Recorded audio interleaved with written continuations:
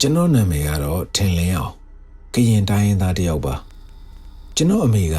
ကျွန်တော်ငငယ်လေးကလေးကတရေကားတွေအရန်ကြည့်တယ်ကျွန်တော်လည်းအမေနဲ့တရေကားတွေလိုက်ကြည့်ဖြစ်တယ်ငငယ်တုန်းကတော့တရေဆိုရင်အရန်ကြောက်ခဲ့တယ်ကျွန်တော်ကြီးလာတော့တရေဆိုတာဒီဘက်ခေတ်မှာစိတ်ဝင်စားစရာအရာတစ်ခုအဖြစ်မြင်လာကြတာမဟုတ်အရန်တော့မကြောက်တတ်တော့ဘူးဒါပေမဲ့ကိုယ်တိုင်ကြုံခဲ့ရတဲ့အဖြစ်အပျက်တွေကတော့တွေးမိတိုင်းကိုကြောက်စိတ်တွေဝင်နေတော့မယ်ကျွန်တော်တို့ကမြောက်တကုံတွေကအထကအကြောင်းကြီးတစ်ခုရဲ့အနောက်ပတ်လမ်းမှာနေတယ်အဲ့ဒီဘက်မှာအိမ်တွေကလမ်းတစ်ဖက်ချမ်းမှာပဲရှိတော့အရန်စိတ်ငြိမ်အေးချမ်းတဲ့နေရာတစ်ခုတရက်ကြတော့ထပ်ပိုင်ဆိုးဆိုတဲ့ကျွန်တော်တငယ်ချင်းဟာအိမ်ကိုလာလေနဲ့ညစာအတူစားကြတယ်သူကကျွန်တော်ငငယ်လေးကတရေကြောက်တတ်တာကိုသိတယ်ညစာစားပြီးသူပြန်တဲ့အချိန်ရောက်တော့ကျွန်တော်ကသူနဲ့အတူလိုက်ပြီးဈေးဝယ်ဖို့အိမ်ကနေထွက်ခဲ့ကြတယ်အဲ့ဒီအထက်ကကြောင်းဝင်းတွေကမိန်းကလေးအိမ်သားတွေရှိတဲ့နေရာရဲ့အနောက်ကအိမ်တအိမ်က EPC မီမသုံးအဲ့အိမ်မှာလူ့ကွာစာတရုတ်ကြီးတယောက်နေတယ်သူ့အိမ်ရှိကအပင်ကြီးတွေຫນွယ်တွေကလမ်းကိုတော့အုပ်ထားပြီးအဲ့ဒီတော့အဲ့နေရာကပုံမှန်တက်ပို့ပြီးမှောင်မဲအုံဆိုင်နေတယ်အဲ့ဒီအိမ်ရှိရောက်တော့တငယ်ချင်းကဟေ့အောင်တာကြီးကျောင်းထဲကိုကြည့်လိုက်စမ်းခြောက်ချားစရာကြီးဆိုပြီးမျက်နှာပြောင်ပြီးစတယ်သူအဲ့လိုပြောတော့ကျွန်တော်ကောင်းကအမှတ်တမဲ့ကျောင်းဘက်ကိုကြည့်မိသွားတယ်ကျောင်းစာသင်ခန်းတွေအားလုံးကမီးတွေပိတ်ထားတာ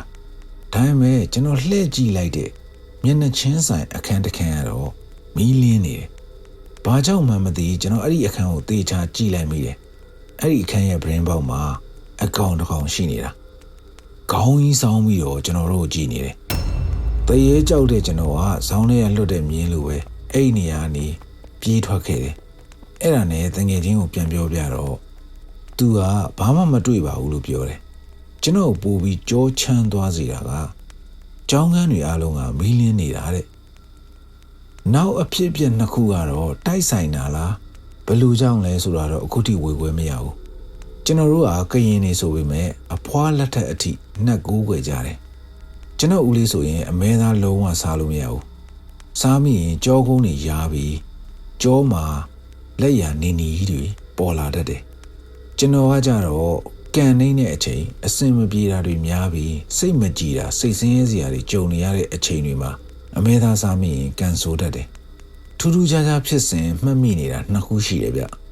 ကျွန်တော်ကအသက်19နှစ်ကတည်းကတင်တန်းနေတက်ပြီး Hotel Life ကိုဝင်ပြီးတော့အိမ်ကိုစွန့်ခွာခဲ့တာဒီလိုနဲ့အလုပ်တွေလည်းရပြီးလို့4-5 လအကြာမှာပေါ့အဲ့ဒီရက်ကဝန်ထမ်းတွေအများနဲ့ဆိုတော့အင်းကြီးမများကျင်လို့အမဲသားနဲ့ထမင်းစားမိလိုက်တယ်အဲ့ရက်တွေမှာကျွန်တော်တို့အဖွဲ့ကအတော့မပြတ်ဘူးနေ့တိုင်းကိုတောက်ကြတာအဲ့ဒီအမဲသားနဲ့စားတဲ့နေ့ကကျွန်တော်အဆင်မပြေတာတွေများနေတယ်ဗျအခြေရေးကြောင့်ရောတခြားအကြောင်းတွေကိုပေါ့အဲ့ဒီနေ့ကကျွန်တော်တယောက်တည်းထမင်းစားနေတာစားနေရင်ရေအရန်တောက်ချင်လာတော့ရေ1 လီတာဘူးတွေပဲတီးတန့်ထားတဲ့ရေခဲတစ်တာစီကထယူလိုက်တယ်ရေခဲတစ်တာထဲမှာတောက်လက်စလည်းဖြစ်အေးနေတယ်လို့ထင်ရတဲ့ထီကြီးဖြစ်နေတဲ့ရေတဘူးကိုယူတောက်လိုက်တယ်ဆဆချင်းမှမသိဘူး2 ငုံလောက်တောက်ပြီးမှသိတာအဲ့ဒါအဝိရှော်ရင်သုံးတဲ့အမွှေးစီဖြစ်နေတယ်ကျွန်တော်အသက်ရှူရကြလာတယ်ချက်ချင်းစူးစားပြီးရအောင်ပြန်အမ်းတယ်ဘာအရေးမှပြန်မထွက်လာပဲနဲ့တက်လိမ့်နဲ့သွေးတွေပဲကျလာတယ်ဘယ်လောက်မှမကြောက်ဘူးအဲ့ရမှာသွားလဲရင်အားလုံးနဲ့အဆက်အသွယ်ပြတ်သွားခဲ့တယ်အဲ့ဒီနေ့ခင်း2 နာရီကနေနောက်နေ့ညနေ9 နာရီကျော်မှကျွန်တော်ကြီးကြီးလင်းလင်းနဲ့ပြန်နိုးလာတယ်နောက်တစ်ခါကြုံရတာကတော့အကျန်းဆုံးပေါ့ဗျာနှစ်တွေကြာတော့နောက်ထပ်ပူကြီးရဲ့ဟိုတယ်တစ်ခုကိုကျွန်တော်ရောက်သွားတယ်ကျွန်တော်တို့ကစီနီယာတွေဖြစ်သွားတော့ night shift တွေပုံများဆင်းပေးရတယ်အဲ့ဒါနဲ့ကျွန်တော်အိပ်ရေးတွေပြက်ပင်ပန်းပြီးအဲ့ဒီရက်ဒီမှာနှာခေါင်းသွေးတွေပါရှံပြီးတစက်စက်ကြနေတာတရက်ကျွန်တော်ညနေ9 နာရီမတိုင်ခင်ဂျူတီဝင်ရတယ်ကျွန်တော်စီနီယာနဲ့ပေါ့သူကတော့အရင်ရောက်နေပြီအဲ့နေ့ကအလုတ်တင်ကောင်းမလေးတွေကနောက်ဆုံးရက်ဆိုတော့မုတ်တွေမှားစားကြတယ်ကျွန်တော်ဂျူတီဝင်တော့သူတို့ကပြင်သစ်အသားညက်ပေါင်မုံနဲ့အခြားတောက်စရာတွေပေးတယ်အလုံးမလာခင်ကျွန်တော်တနေ့ကုန်အိတ်နေတာဒီတော့ဂျူတီဝင်ချင်းဘာမှမစားထားရသေးတော့အသားညက်ပေါင်မုံကိုအားရပါရစားလိုက်တယ်တဝက်လောက်ကုန်တော့လူကဒိန်းနေဖြစ်ပြီးတတိယသွားတယ် ညီမလေးဒါဘာသားလဲဆိုတော့အမဲသားလေးကိုတင်ဘာလဲအရသာရှိရမလားလို့ပြန်ပြောတယ်ကျွန်တော်စိတ်ထဲတော့တီးလိုက်ပါတော့လို့တွေးလိုက်မိတယ်အဲ့ဒီညကလေးကကျွန်တော်တခုခုဖြစ်မှာကိုခံစားမိတယ်လို့စိတ်ထဲမှာလေးနေခဲ့တယ်ညဘက်စရင်တွေရောအလုပ်တွေရောပြီးလို့နားကြည့်လိုက်တော့စနစ်ခွဲပြီဒီအချိန်ကသိတဲ့အတိုင်းစနစ်ကျော်ရင်ခွေးတွေနဲ့ခွေးတွေပဲအပြင်ထွက်တာကျွန်တော်စီနီယာကိုခဏအိတ်ချင်တယ်လို့ပြောပြီး recession အောက်မှာကြုံလေးဝင်အိတ်လိုက်တယ်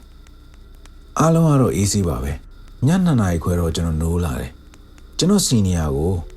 အိတ်ချင်ရင်ခဏအိတ်လိုက်4 နာရီဆိုကလပ်ကလူတွေကချက်ခင်လာတော့မှလို့ပြောလိုက်တယ်သူကဒါဆိုအခုခဏအိတ်မယ်တဲ့ကျွန်တော်က dust story ရှိမှထိုင်သူက recession အောက်မှာဝင်အိတ်တယ်ဘာမှလည်းလုပ်စရာမရှိတော့ကျွန်တော်ဖုန်းနဲ့ဂိမ်းဆော့နေလိုက်တယ်ခဏအကြာမှာတော့ညီးတန်ကြီးတစ်ခုကိုတေးသေးချာချာကြားလိုက်ရတယ်ကြားချင်းမှာကျွန်တော်ဂုံမွှေးတွေပါထောင်ကုန်တယ်အတန်ကြီးကရှောက်ကြားနေရတာမဟုတ်ပဲအဲ့ဒီအတန်ရဲ့တီရှိမှုကိုကျွန်တော်ခံစားမိနေတယ်ဘာလို့လဲဆိုတော့ကျွန်တော်မျက်နှာချင်းဆိုင် recession ရဲ့ဘေးမှာမတ်တက်ရက်ပြီးကျွန်တော်ကိုကြည့်နေတဲ့ခံစားချက်မျိုးအဲ့ဒီတုန်းက recession အပေါ်မှာ covid ရောဂါအတွက် sneeze guard တွေတော့ကာထားတယ်ကျွန်တော်လည်းခေါင်းဆိုင်ပြီးဖုန်းကြည့်ရင်အတန်ပဲကြားနေတာဒါပေမဲ့အဲ့ဒီ sneeze guard တွေကနေကျွန်တော်ကိုကြည့်နေတဲ့မျက်နှာကိုလျှက်တစ်ပြက်ခံစားမိလိုက်တယ်ခဏလေးညှိပြီးတော့အတန်ကပျောက်သွားတယ်ကျွန်တော်တပြင်းတစ်ချက်ချမလို့ပဲရှိသေးတယ်အဲ့ဒီညီးတန်ကြီးကပြန်ထွက်လာတယ်ခုနကလိုမတ်တက်ရက်နေတာမျိုးမဟုတ်တော့ဘူးရွှေရှားလာတဲ့ညီးတန်ကြီးတခုလူတယောက်ကလမ်းကိုဖြည်းဖြည်းရှောင်ရင်ညီးနေတယ်လို့မျိုးအဲ့ဒီအရာက recession ကိုပတ်ပြီးတော့လာနေတာ recession က Dowman Stugan လိုပုံစံကြီးဝင်ပေါက်ကလမ်းမဘက်အချမ်းမှာရှိတာတကားကခါတော့လောက်ပဲရှိတဲ့ကောင်းပိုင်ခဲ့တစ်သားပတ်တာတကားလေးပဲရှိတယ်ရွှေ့လာနေတဲ့အတန်ကြီးကဆွဲလာပြီးတော့တကားကိုရောက်နေပြီအဲ့ဒီအချိန်မှာပဲ recession အောက်မှာအိတ်နေတဲ့ကျွန်တော်စီနီယာကဝူးဝါးတွေထဖြစ်တယ်သူ့ခေါင်းတွေပါစောင့်မိပြီးတော့နိုးလာတယ်ကျွန်တော်လည်းအချိန်ကြီးမကောင်းဘူးမရတော့ဘူးဆိုပြီးတော့ desktop ကနေ YouTube ကိုဝင်ပြီးတရားလို့ရိုက်ရှာလိုက်တယ်တော်ပါသေးတယ်ဘာအနောက်ရှက်မှမရှိပဲတကယ်တရားတော်တွေထွက်လာတယ် lobby တစ်ခုလုံးဟိန်းနေအောင်ကျွန်တော်ဖွင့်ထားလိုက်တယ်ခုနကညီးတန်ကြီးနဲ့ခြောက်ချားစရာအခြေအနေတစ်ခုကတော့မရှိတော့ဘူးဒါနဲ့ကျွန်တော်စီနီယာကိုခုနကဘာဖြစ်တာလဲလို့မေးလိုက်တယ်ကျွန်တော်စီနီယာကသူအိမ်မက်ဆိုးမှတ်နေတာတဲ့ကျွန်တော်တို့ကအိမ်ရမှာအိတ်တယ်လို့နှစ်ချိုက်ချိုက်မဟုတ်ပဲမှင်းနေုံပဲအိတ်ကြတာခုနကလည်း तू ကနှစ်ချိုက်ချိုက်အိတ်ပြောသွားတာမဟုတ်ဘူးသူ့လက်က recession ရဲ့အောက်ကနေဘေးကိုကြာနေတယ်အဲ့ဒါကိုလည်း तू ကသိတယ်အဲ့ဒီကြာနေတဲ့သူ့လက်တစ်ဖက်ကို recession အဝင်ပေါက်ပတ်တာတကားကနေမဲအဆွဲတွေနဲ့ကောင်းကြီးဟာပြေးဟတ်တာလို့ပြောတယ်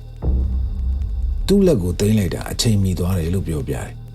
အဲ့ဒီကိစ္စတွေပြောနေတဲ့အချိန်ကြီးကတိုက်ဆိုင်တာလို့အိတ်ချင်မူရူးတွေဖြစ်နေတယ်လို့ထင်ရတယ်ဒါပေမဲ့တရားဖွင့်ပြီးနှစ်ယောက်သားစကားပြောရင်အရာတစ်ခုကိုသတိထားမိလို့နှစ်ယောက်ပြိုင်တူကြည့်လိုက်မိတယ် recession ကအဝင်တစ်သားပတ်တာတကားကလူအဝင်အထွက်လှုပ်ထားသလိုလောလက်ကြီးကိုခါရမ်းနေတယ်ဟာဘာလဲဟာလို့တွေးမိနေတော့ကျွန်တော်စီနီယာက recession ကို lobby ကိုရှိသမျှမီးတွေအားလုံးဖွင့်လိုက်တယ်နောက်ပြီးကျွန်တော်တို့တရားကိုအာရုံစိုက်နေလိုက်ကြတာမိုးလင်းသွားတဲ့အထိပါပဲနောက်တစ်ခါမှလည်းထူးဆန်းတာထပ်ကြုံရတယ်အဲ့ဒီ lobby မှာပါပဲအဲ့ဒီညက night shift အတူတူကြတဲ့ကျွန်တော်ရဲ့ junior ကောင်မလေးရဲ့ housekeeping ကယောက်ျားလေး2ယောက်စုစုပေါင်း4ယောက် lobby က sofa cushion မှာဂိမ်းဆော့နေရင်ပြင်းလာတော့ကျွန်တော်နဲ့ညီမလေးက recession နဲ့ပြန်ဝင်ပြီး internet ကနေရုပ်ရှင်ကြည့် YouTube ကြည့်နဲ့အချိန်ဖြုံးနေလိုက်တယ် housekeeping ကကောင်လေးတွေကလည်းထုံးစံတိုင်းအပေါ်ကိုပြန်တက်ရမှာ4 နာရီကျော်တော့ club ကဧည့်သည်တွေက check-in တွေဝင်လာကြတယ်အဲ့ဒီချိန်မှာကောင်လေးတယောက်ကမီးအောင်တက်တဲ့တစ်သားခုံနှန်းရှည်ကြီးမှာပက်လက်ကြီးဖြစ်နေတယ်ဧည့်သည်တွေကလည်းသူ့ကိုကြည့်နေကြတယ်ကျွန်တော်နဲ့ junior ညီမလေးကလည်းကြောင်နေသူကပက်လက်အနေထားနဲ့ဧည့်သည်တွေကိုခေါင်းကြီးဆောင်းပြီးတော့တစောင်းကြီးလိုက်ကြည့်နေတာအဲ့ဒီကောင်လေးက housekeeping ကကျွန်တော်တို့လေးစင်နှမောင်းလို့ခေါ်တဲ့ကောင် Edery aborted the general accountancy of Mimian Shaudwabi. Digon listen a mamma quaso be gogani swellade. Tusiani the binshi the dan holare. More needable than a general G. Good here, General Lowa Talo meow. Jono le meow. Genokuoma, that tiny jara lubure. They out him who. Mishi uso in only yellow that tiny ya. Jimbo ma tiny, Goma linging a liuro, the teacher minia elubure. Aini mene Judy Twebby, Yenny jaro, do a lomalao. Kanani jaro, sea when see lamadine, sequence will be yaulare. When hands on a hot day be my bemlu, John Lana in a luro pure. A chain Naton Sanga, Naton Sacha winning. Janukama liu do Mandaliani Nibiro Twagere. Ainia Manet so Mandaliani, Genodia Camon Twagere. Genoa ni Jimpian Twagera. Nearly by Lao Nibiro Yaude. Gomalina Dwe Mosa in Taijare. Now be Nibiro Ocean Ma, be at alone without Jede. Nya a so by Lao Maro, Nibiro Nigeno Piantwa Lagere. Genotiote is Zive. Amian Lama Gamo in a Nai Jimiro, Senai Walashibi. Genoshima, Mauni Garzishi. And now Male Garzia Pare. Mati, Ascorin and Gamonia the Luke and Ayalu, Genotiote Tuibio, Pio Mie. Eludwani in it and Yato, Genotati Matami like the Echimabe, Shia Gal, Piaudware. Dane Nago Giledore, Noga Gale Pamalaro. Amian Lambo Ma, Geno Garzi Veshini. Teo Resuro, Josega Nene Pillare. Eddie Chimabe, now Kongani, Geno Tiny Kongu. Dune Dinio, Kanzami. Geno Johnny Lumiala. A Timara Pima Sulu, the champion me ion silade. Tijare, Geno Tango, Dune Dinia. Now the J, Tija on Tabi 3 Taji me. How did Tijare? Dune Kongu, Dinira. Ejima, Jowle Jowla the Lu, Doda Lepilare. Not the ye chokan yabi sura, Lakan Lamide. And now ma Badushini. Bama and the Jimlo Lobima, Gugu, Piantain lady. Gila Mima, the Kugu Dway, Genopo Jowdwa video. Guard Kugu Pilime, as ye and Piedwal Nine. Dane, a gonzo Napaluyamle, Lugu Senza Gamanu, a home child, she or Nago. Io, a tan jay, the Gauma, a jay in a or say. A jay say. Neelam Bonzo ne say lady. Say never come on larebo. Diluneshi, Sangami Lao Mambio. Highway police day do it ma, Geno say. Nene, the tire yadobi. Now good let Jimmy lady. Gano Kama, Pamamashu. Dilune, not a Sangami Lao Sam Maulare. A chain on your Satanaique. Amian lay a lady ma. Let the pug go, lamb or taubi tiny, at that Lizangani is your winging a muda diago, landry lare. Two giara, a moon a bome. Geno 2 bones and go, tending shasham yare. Seven and dodo, a ta kalala, mabimoa, basone, a poor aim a bow. Amian lamboma, a shame the young at the other sailor, Maunara. Nima do miara suro, shouting at the majang. Sagari rega, James Bond over Shaolare. Gangolo, a seedum of Pida obia. Shaw in a general daughter to lavi. Larry, a look on it, the gay one idea gonna do with the Yama, Lugino J or say lady. A outdoor Jungayari, the Genu Piampio Biabide. D at the Maga, a mere land lima, Balu Polarale. A don't know what doing me. The charaga a anima lupianira. Lambo mago, lambi wea mago. Gas I gave Bama Mishu. Jonathan in Chuaro, Luenimaba, Mooney Lupime Lupiojare. The Chuaro that the Chaukan Lupiojare. Tabime, the kin Nana Bawada, so Totomaloe Goma. Geno Gama on Loda. A Kuchindi, Geno Joyara, Lula Nana Bawara, so Matiu. Baba Pipi, a Miano Gamone in it, the Ditaja Zijamare. Deep Yaga, Natan Sakono, Genone Genomima, Joan Dwigare, Piamama. Aidonga, Genotaka, Nasani Wenjin Shivi. A pene amiga, Yangoa, အမေရဲ့အမစီကိုသွားလေကြတော့သူတို့အိမ်မှာကြံခဲ့တဲ့ခွေးနှစ်ကောင်ကိုစောင့်ရှောက်ပေးဖို့အတွက်ကျွန်တော်တို့လင်မယားကအမေတို့အိမ်မှာသွားနေပေးကြရတယ်အဖေတို့အိမ်ကခြံဝင်းကျေကြီးထဲမှာတစ်ထပ်တိုက်နှလုံးကိုခေါင်းမိုးဆက်ပြီးတော့စောက်ထားတာတစ်ဖက်တိုက်မှာကအဖိုးနဲ့အဖွားနဲ့နေတယ်ဒီမတိုင်ခင်6လလောက်ကမှအဖိုးနဲ့အဖွားကရှေ့စင်နောက်စင်ဆုံးသွားကြတယ်ရန်ကုန်မသွားခင်အဖေကအဖိုးတို့ရဲ့ပရိဘောကအဟောင်းတွေနဲ့ပကြီးကားတချို့ကိုအဖေတို့အိမ်ဘက်ကိုရွှေ့ထားပေးဖို့ကျွန်တော်မှာခဲ့တယ်။ဘာကြောင့်ရွှေ့ခိုင်းတာလဲတော့ကျွန်တော်လည်းမသိဘူး။အဲ့ဒီပစ္စည်းတွေကတန်မိုးရှိမဲ့ထင်ရတဲ့ပစ္စည်းအများစုနဲ့ပကြီးကားတွေကိုပိုနေတဲ့အိတ်ခမ်းတစ်ခုထဲမှာကျွန်တော်ကထားလိုက်တယ်။အဲ့ဒီအခန်းကအဲခန်းကနေလှည့်ကြည့်လိုက်ရင်မြင်နေရတဲ့နေရာမှာရှိတယ်။ပြီးတော့အဖိုးတို့ရဲ့ရှေးဟောင်းကျွန်းစက်တီတစ်လုံးကိုတော့မိဖို့ကြောင့်တဲ့အဲခန်းကြားကဇင်းကြံလန်းထဲမှာချထားလိုက်တယ်။အဲ့ဒီမှာထူးဆန်းတာတစ်ခုကိုကျွန်တော်သတိထားမိလာတယ်။အဲ့ဒါကအိမ်ထဲမှာကျွန်တော်သွားတဲ့နေရာတိုင်းကိုတကောက်ကောက်လိုက်နေတဲ့ခွေးနှစ်ကောင်ကအဖိုးတို့ပစ္စည်းတွေရွှေ့ပြီးကြတဲ့ကအဲ့ဒီအခန်းထဲကိုကျွန်တော်တို့ဝင်ရင်လုံးဝလိုက်မဝင်ကြဘူး။အခန်းတစ်ခါဝမှာပဲရက်ပြီးလေထုကိုတရှုံရှုံနဲ့နမ်းကြည့်လိုက်ပြီးရင်ချက်ချင်းနောက်ပြန်ဆုပ်ပြီးပြေးသွားလိုက်နဲ့ခဏမငြိမ်ဖြစ်နေကြတယ်။ပစ္စည်းအဟောင်းအနှံ့ကိုသူတို့မကြိုက်လို့များလားလို့ကျွန်တော်ကတွေးမိတယ်။ကျွန်တော်ကိုယ်တိုင်လည်းပစ္စည်းတွေရွှေ့ပြီးကြတဲ့ကအဲ့ဒီအခန်းထဲသွားရင်တခုခုကဖိစီးထားသလိုမျိုးလေးလံထိုင်မှန်သွားတာကိုတော့ခံစားရတယ်။ရှေးဟောင်းပစ္စည်းတွေရှိနေတဲ့အခန်းတွေကဒီလိုမျိုးဖြစ်တတ်တော့ကျွန်တော်လည်းအထွေအထူးမတွေးမိဘူးပေါ့။ဒီလိုနဲ့အဖေတို့အိမ်မှာနေရင်3ရက်လောက်နေတော့ကျွန်တော်လင်မယား2ယောက်လုံးနေမကောင်းဖြစ်ကြတယ်။ကျွန်တော်ကပို့ဆိုးတယ်။လေချောင်းနာပြီးဖျားတဲ့အပြင်နားကြိုက်တာရောပေါင်းပြီးလူကတော်တော်လေးကိုနှုံးနေတယ်။ဆေးတွေတောက်ထားရတာလည်းပါမှာပေါ့။အဲ့ဒီရပိုင်းညလည်းတော်တော်အေးတယ်။ကျွန်တော်2ယောက်လည်းအိတ်မပျော်သေးတာနဲ့ဧကန်ကဆိုဖာပေါ်မှာခွေးတွေနဲ့အတူတူလှဲပြီးတော့ရုပ်ရှင်ကားဟောင်းတကားကိုကြည့်နေကြတယ်။မိမကတော့ကြည်ရင်နဲ့ဘေးမှာအိတ်ပျော်သွားပြီ။ဒါနဲ့ကျွန်တော်လည်းတယောက်တည်းဆက်ကြည့်နေရင်မေးကနေဖြစ်ခံနေတဲ့အချိန်မှာဇင်းကြံလန်းထဲကအဖိုးတို့ရဲ့စက်တီအဟောင်းရှိတဲ့ဘက်ကနေလူတယောက်ချောင်းဟန့်လိုက်တယ်လို့မျိုးအဟမ်းဆိုတဲ့အတန်ကြီးကြဲကြဲလောင်လောင်ကြားလိုက်ရတယ်။ကျွန်တော်အရန်လန့်သွားပြီမဲ့ငါနေမကောင်းလို့ကြောင်ချောက်ချားဖြစ်နေတာလားမသိဘူးလို့တွေးလိုက်မိတယ်။ဒါပေမဲ့ခွေးနှစ်ကောင်လုံးကချက်ချင်းထထိုင်ပြီးဇင်းကြံလန်းဘက်ကိုနားဆွင့်ပြီးကြည့်နေတာကိုတွေးလိုက်ရတော့ကျွန်တော်လည်းမိမကိုနှိုးပြီးမိမနင်ကြားလိုက်လားလို့တူတူလေးမေးလိုက်တော့သူကအင်းကြားလိုက်တယ်လေနင်ချောင်းရတာမဟုတ်ဘူးလားလို့ပြန်မေးတယ်ကျွန်တော်လည်းငါမဟုတ်ဘူးလို့ပြောလိုက်တော့ကျွန်တော်2ယောက်လုံးလှန့်သွားပြီးတော့တအိမ်လုံးမီးလင်းနေအောင်ဖွင့်ပြီးကျွန်တော်အိတ်ခမ်းထဲကိုဝင်အိတ်လိုက်ကြတယ်နောက်ရက်မှလည်းကျွန်တော်2ယောက်ဆက်ပြီးတော့နေမကောင်းဖြစ်နေတော့မယ်ကျွန်တော်ကတော့ဂိမ်းစော့နေပြီးမိမကဖုန်းကြည့်ရင်လည်းနားနေတာပေါ့အဲ့ဒီချိန်မှာ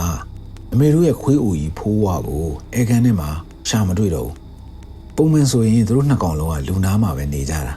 ဒါနဲ့ကျွန်တော်တို့တအိမ်လုံးကိုလိုက်ရှာကြည့်ပြီးမှဖိုးဝါကိုမတွေ့ဘူးဖြစ်နေတယ်နောက်ဆုံးတော့မဝင်ချင်းနဲ့အဖိုးတို့ပစ္စည်းတွေထားတဲ့အခန်းထဲထိဝင်ရှာမိတယ်အဲ့ဒီမှာဖိုးဝါကိုတော့မတွေ့ဘူးဒါပေမဲ့ဒူးစမ်းတာတစ်ခုကိုသွားတွေ့တယ်အဲ့ဒါက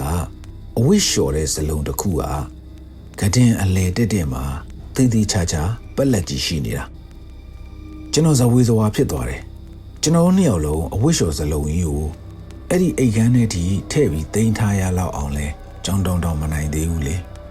ဒါပေမဲ့ဖိုးဝါပျောက်သွားမှဆိုလို့ဖိုးဝါကိုပဲအာယုံထားပြီးတော့ဆက်ရှာနေမိတယ်နောက်ဆုံးတော့ဖိုးဝါကိုမိဖို့ကြောင့်လည်းကမိဖို့ကုံအောက်မှာဝင်အိတ်နေတာတွေ့လိုက်ရတယ်ဒီလိုနဲ့ညရောက်လာတော့ကျွန်တော်လင်မယားလဲဆေးအရှိန်နဲ့နှုံးနေတော့ဆိုဖာမှာခဏထိုင်ပြီးတော့ဟိုဒီဒီစကားပြောနေကြတယ်ည10 နာရီခွဲလောက်မှာအိတ်ဖို့ပြင်တော့